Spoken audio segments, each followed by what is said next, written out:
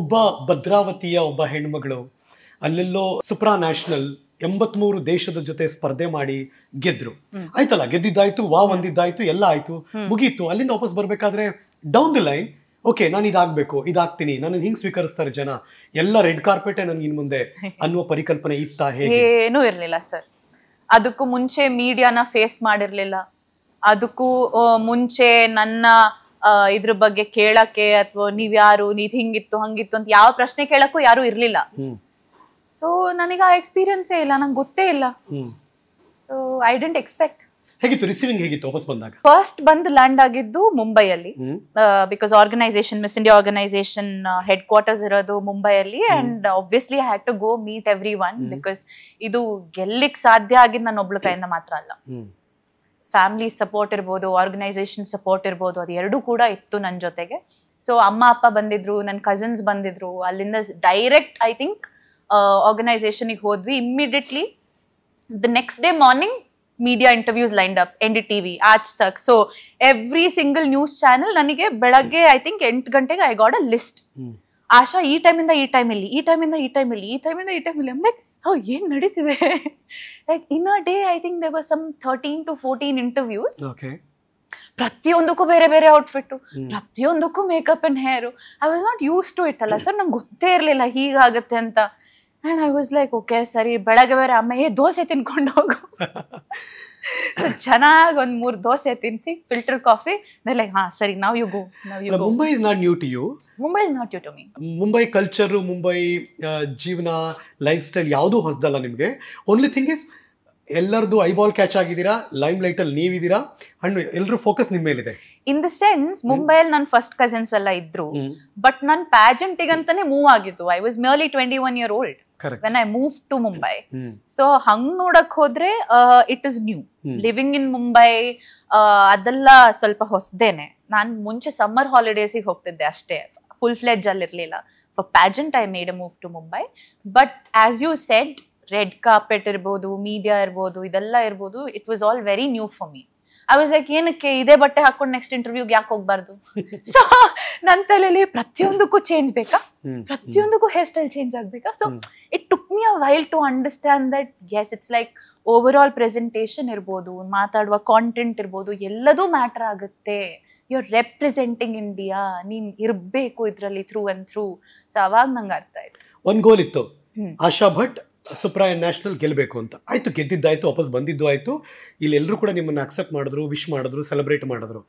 ಗೋಲ್ next ಏನು change ಆಯ್ತು ಅವಾಗ, ಅಥವಾ ಏನು ಬರುತ್ತೆ ಅಕ್ಸೆಪ್ಟ್ ಮಾಡೋಣ ನೋಡೋಣ ಅನ್ನೋದಿತ್ತು ತಲೆಯಲ್ಲಿ? ಸೊ ಇನ್ ದ ಸೆನ್ಸ್ ಸ್ಕೂಲಲ್ಲಿ ಐ ಮೀನ್ ಓದ್ಬೇಕಾದ್ರೇನೆ in one way or the other ನನಗೆ ಹೆಂಗೋ ಒಂದು ದೇಶನ ಪ್ರೌಡ್ ಮಾಡಬೇಕು. ಯಾವ ಪ್ರೊಫೆಷನ್ ಅಂದ್ರೆ ನಂಗೆ ಯಾವತ್ತು ಫೈಟರ್ ಪೈಲಟ್ ಆಗ್ಬೇಕಂತ ಇತ್ತು. ಸೊ ಅದಾಗ ಬಂದಿಲ್ಲ. But I am still madly passionate about Indian army, air force and everything related to India. So ಅವಾಗ NCC ಇಂದ ಸ್ಟಾರ್ಟ್ ಆಗಿದ್ದು. So I was cadet ambassador of India for SAARC nations youth exchange program ಅಲ್ಲಿ. When I got my uniform, that was the happiest moment.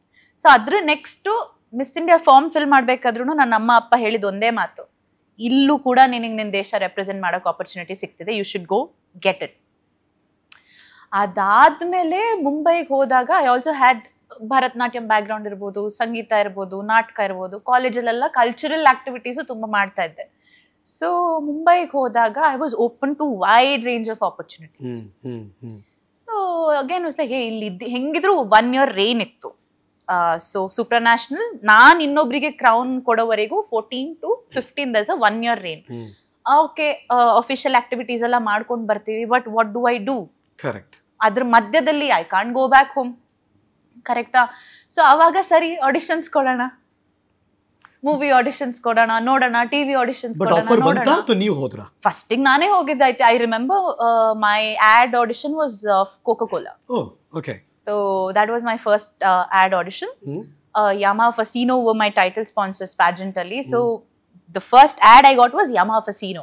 Oh, okay. ಅವಾಗ ತಾನೇ ಫಸಿನೋ launch ಮಾಡಿದ್ರು.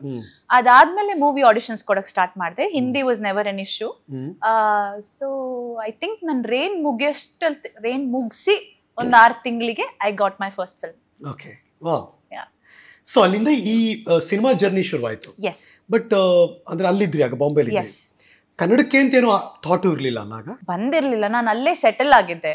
Bombay 2014 I move. So ನಮಗೆ ಕನ್ನಡಿಗರಿಗೆ ಆಶಾ ಭಟ್ ಗೊತ್ತಾಗಿದ್ದು 2021.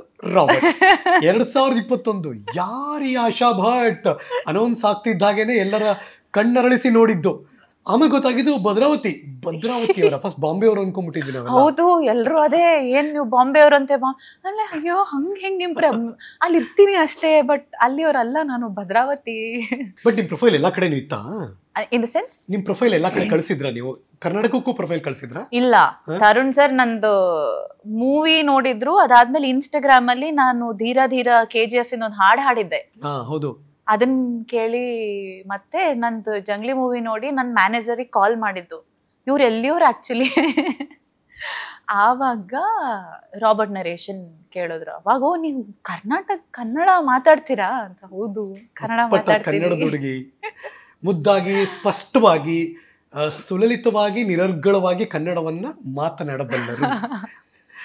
ಸಾಮಾನ್ಯ ಹಂಗೆ ಅಲ್ಲ, ಬೇರೆ ಕಡೆ ಹೋಗಿ ಸೆಟ್ಲ್ ಆಗ್ಬಿಟ್ರೆ ಏನೋ ದೊಡ್ಡ ಬಿಲ್ಡಪ್ ತೋರಿಸ್ತಾರೆ. I mean I don't know sir, ಅದು ಏನಕ್ಕೆ ಬರುತ್ತೆ ಅಂತಲೂ ನನಗೆ ಇನ್ನೂ ಗೊತ್ತಿಲ್ಲ.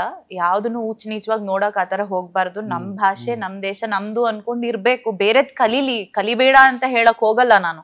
ಹಿಂದಿ ಕಲಿತೀರಾ ಕಲೀರಿ, ತೆಲುಗು ಕಲಿಬೇಕಾ ಕಲೀರಿ, ನಿಮ್ ಮಾತೃ ಭಾಷೆ ಮರಿಬೇಡಿ ಅಷ್ಟೇ. ಇನ್ನೊಂದ್ ಕಲ್ತ ತಕ್ಷಣ ಇನ್ನೊಂದ್ ಹೆಂಗ್ ಮರಿಯಕ್ಕಾಗತ್ತೆ? ಆಗಲ್ವಲ್ಲ.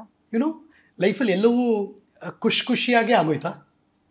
ಹರ್ಡಲ್ಸ್ ಅಂತ ಏನಿಲ್ವಾ? ಅಯ್ಯೋ, ಟೂ ಮೆನಿ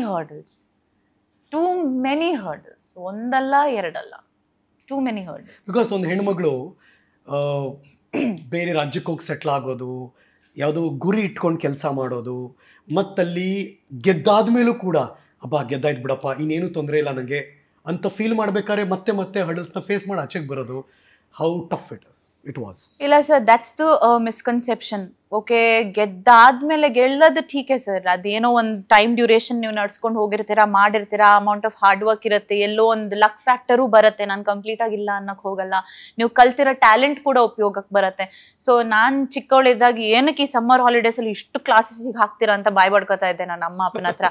ಇವಾಗ ಅಲ್ಲಿ ಪೋಲೆಂಡಿಗೆ ಹೋಗಿ ಭರತನಾಟ್ಯಮು ಇದೆಲ್ಲ ಡಾನ್ಸ್ ಮಾಡಿದಾಗ ಗೊತ್ತಾಯ್ತು, ನೋಡಿ ಆಗ ಕಲ್ತಿದ್ದು ಇವಾಗ ಉಪಯೋಗಕ್ಕೆ ಬರ್ತಾ ಇದೆ ನನಗೆ. ಅವಾಗ ನನಗೆ ಗೊತ್ತಾಯ್ತು, ಅವ್ರ ದೂರದೃಷ್ಟಿ ನನಗೆ ಇಷ್ಟು ಗೊತ್ತಾಗ್ತಾ ಇರಲಿಲ್ಲ. ಹ್ಯಾವಿಂಗ್ ಸೆಡ್ ದ್ಯಾಟ್, ಒಂದು ಸಕ್ಸಸ್ ಮೇಂಟೈನ್ ಮಾಡೋದಿದೆಯಲ್ಲ ಅದು ಕಷ್ಟ. ಅದೇ ಸ್ಥಾನಕ್ಕೊಂದು ರೆಸ್ಪೆಕ್ಟ್ ಕೊಟ್ಟು ಅದನ್ನ ಮೇಂಟೈನ್ ಮಾಡ್ಕೊಂಡು ಹೋಗೋದಿದೆಯಲ್ಲ ಅದು ಕಷ್ಟ. ನಾವು that takes consistency and hard work every day.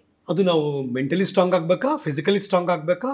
How sir, it is connected ಅಲ್ವಾ ಸರ್? ನೀವು ಫಿಸಿಕಲಿ ವೀಕ್ ಇದ್ರೆ, ನಿಮ್ಮಲ್ಲಿ ಆ ಥರ ಇಂಬ್ಯಾಲೆನ್ಸ್ ಇದೆ, ಅಥವಾ ನಿಮಗೆ ಬೆಳಗ್ಗೆ ಎದ್ದ ತಕ್ಷಣನೇ ಸುಸ್ತಾಗ್ತಿದೆ ಅಂತ ಇದ್ರೆ ನಿಮ್ಗೆ ಹೆಂಗೆ ಹೆಂಗೆ ಕೆಲಸ ಆಗುತ್ತೆ? ಅದು ಮನ್ಸದಲ್ಲಿದ್ರೆ ಮತ್ತೆ ಬಾಡಿನೂ you can push yourself. So those two have to be a well oiled machine and ಅದು ಸಿಂಕಲ್ಲಿ ಇರಲೇಬೇಕು. ಎಲ್ಲೋ ಒಂದ್ ಕಡೆ ಗೊತ್ತಾಗತ್ತೆ ಆಗ್ತಾ ಇಲ್ಲ ಅಂದ್ರೆ, ನಾನು ಇವಾಗ್ಲೂ ಹೇಳ್ತೀನಿ, ತುಂಬಾ ಇದಾಗ್ತಾ ಇದೆಯಾ, ರೆಸ್ಟ್ ಮಾಡಿ, ರೀಸೆಟ್ ಮಾಡಿ. You can cut more trees when you sharpen your axe. Point taken. ಅಷ್ಟೇ, ಅದ್ರಲ್ಲಿ ಏನು ಶೇಮ್ ಇಲ್ಲ, ರೆಸ್ಟ್ ಮಾಡೋದ್ರಲ್ಲಿ ಶೇಮ್ ಇಲ್ಲ. I don't understand hustle cultures. ನನ್ಗೂ ತುಂಬಾ ತಲೆ ಕೆಟ್ಟೋದಾಗ, ಅಯ್ಯೋ ಆಗ್ತಿಲ್ಲ ಮಾರೆ, ಇವತ್ತು 2 ದಿವಸ ಏನೋ ತುಂಬಾನೇ ದುಃಖ ಆಗ್ತಿದೆ, ಇವತ್ತು ನಂಗೆ ರೂಮಿಂದ ಹೊರಗೆ ಹೋಗಕ್ಕೆ ಇಷ್ಟ ಆಗಿಲ್ಲ, ಸುಮ್ಮನೆ ಒಂದು ಪಿಜ್ಜಾ ತಿನ್ಕೊಂಡು ಕುತ್ಕೊಂಡ್ಬಿಡ್ತೀನಿ ಮನೇಲಿ ಅಂದ್ರೆ I'll sit. That doesn't make me a failure, that doesn't make me a loser. Because ಆ ರೆಜುವಿನೇಟ್ ಆಗಿ ನೆಕ್ಸ್ಟ್ ದಿವಸ ಬಂದಾಗ ನಾನು 10 times ಮೋರ್ ಎಫಿಷಿಯಂಟ್ ಇರ್ತೀನಿ.